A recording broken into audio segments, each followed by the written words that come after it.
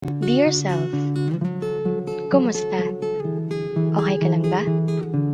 Ako na lang ang magtatanong sa'yo kasi wala namang nagtatanong na iba. Ako na lang ulit ang mag-uusisa kung talagang okay ka ba. Kakapagod din pala, no? Yung gulong-gulo ka na pero wala kang ibang masabihan ng nararamdaman mo.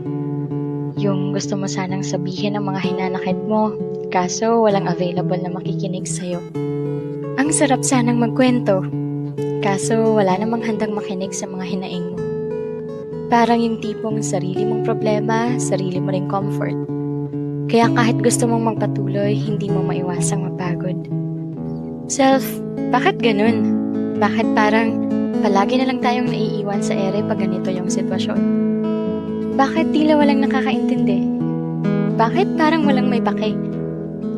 Bakit palagi na lang nilang inaakala na hindi tayo naapektuhan? Bakit tingin nila na hindi tayo nasasaktan? Bakit di nila nakikita na may lungkot sa ating mga mata? Bakit di nila mahuli-huli na may halong pagpapanggap ang mga ngiting ating pinapakita? Nakakapagod na kasing magpanggap? Nakakasawa na kasi minsan na magkunwaring palagi tayong matatag. Alam naman kasi natin yung totoo.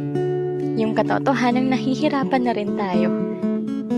Kaso, kahit hirap na tayo, wala man lang nagtatanong.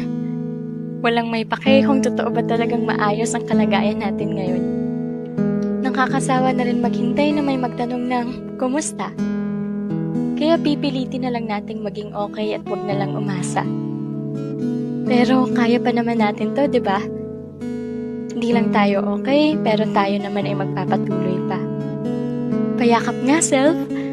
Yung pangmalakasang hug, ha? Magiging okay ka rin. Hindi man ngayon, pero yung panahong yun ay darating din. Papaalala ko lang ulit sa'yo na sobrang tatag mo. Kaya please lang, kahit gaano kahirap, huwag ka susuko. Di naman panghabang buhay ang mga sakit na ating nararanasan. Dahil may bahaghari at araw na magpapakita sa bawat pagkatapos ng ulan. Basta self, kapit ka lang ha. Kumapit at magpatuloy ka. Pahinga ka lang kung pagod na pero hindi susuko. Sa laban ng buhay, atin ito maipapanalo. Lubos na nagmamahal at nagtitiwala sa'yo. Walang iba kung hindi ako.